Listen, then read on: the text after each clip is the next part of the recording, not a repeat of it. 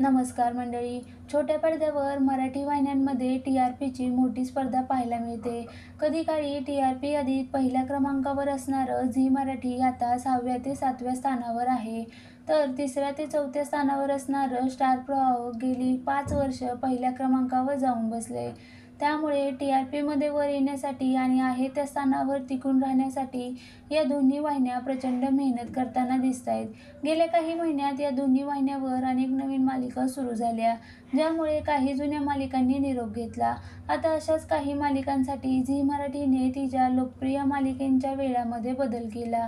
Zee मराठीवरील बिन दोघातील ही तुटेना ही मालिका 11 ऑगस्टपासून 7:30 वाजता प्रक्षेपित होणार आहे. तर तारेणी ही मालिका 11 ऑगस्टपासून रात्री 9:30 वाजता प्रक्षेपित होणार आहे. आता या मालिकांसाठी 11 ऑगस्टपासून झी मराठीची लोकप्रिय मालिका सावळ्याची जणू सावली, जी सायंकाळी 7 वाजता प्रक्षेपित केली जात होती, ती आता 6:30 वाजता प्रक्षेपित होणार आहे. तर त्यानंतर 7:30 वाजता दिसणारी पारू ही मालिका आता 7 वाजता शिफ्ट करण्यात आली आहे. मात्र त्यामुळे नेटकऱ्यांनी वाहिनीला चांगलं सुनावलं आहे. हे झीवाले त्यांच्या मनाला येईल ते करतात. कधीतरी आम्हाला विचारा ना, आम्हाला आवडतंय का नाही मालिका ते.